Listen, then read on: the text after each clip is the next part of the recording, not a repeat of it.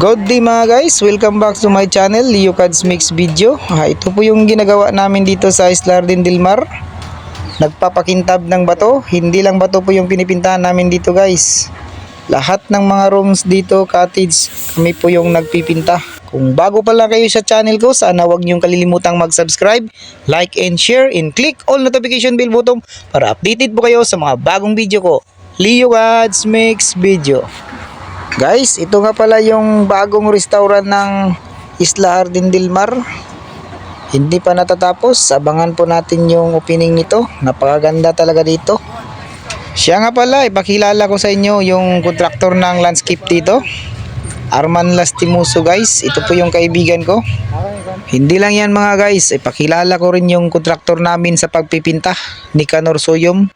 Ito po yung boss namin sa pagpipinta mga guys. At saka yung ninong ko mga guys na nagkontrata sa Islardin del Mar, Billmore Construction. Ito po yun siya.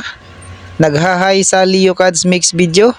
Ito po yung lahat na ginagawa niya dito. Cottage at saka yung mga room at saka yung swimming pool. Siya pong gumagawa dito. Baka gusto po kayong magpagawa ng bahay o kahit ano dyan.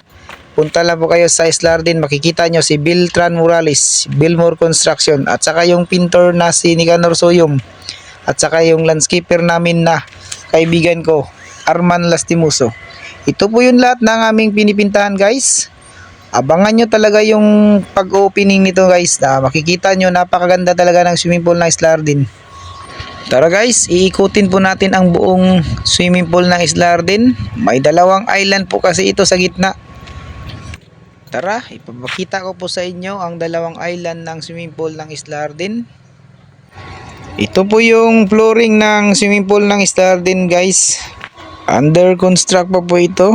Marami pa po kasing gagawin dito para mas lalong gumanda po yung swimming pool ng Islardin.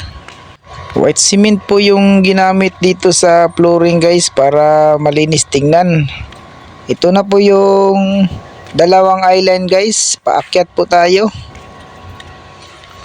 Ito na po yung unang island guys, papunta po tayo sa kabilang island. May bridge po ito na dadaanan para makapunta sa kabilang island. Paakyat na po tayo guys. Ito na po yung kabilang island. Lahat ng makikita mo dito guys, cottage o mga semento dyan, kami po yung nagpipinta dito lahat. Tara guys, puntahan po natin yung restaurant nila na kahit hindi tapos, tingnan po natin para makita po ng lahat.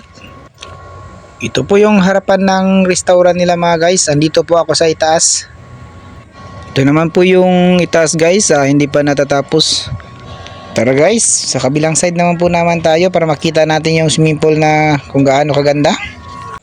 Ito na po yung ibabaw ng swimming pool guys. Kita nyo naman na hindi pa natatapos. Maganda na po yan tingnan kasi naka-landscape na po yan. Inumpisa na po yung pagla-landscape nyan. Napakaganda po talaga guys. At saka kita nyo naman na napakalaki ng swimming pool ng Islardin. At saka may dalawang island sa gitna. Hindi lang swimming pool yung pagliliguan nyo dito. May dagat po yung Islardin del Mar mga guys. Nakapakalinis. At saka white sand po dito guys. Pwede rin kayong sumakay sa banana boat, disco boat, flying fish, at saka marami pang iba. Napakaganda talaga ng Islardin del Mar guys. Hindi kayo magsisisi dito na maliligo. Sa lahat ng hindi pa nakapag-subscribe dyan, sana mag-subscribe na po kayo. Leo Cads Mix Video. Maraming salamat po sa inyong lahat. God bless you all.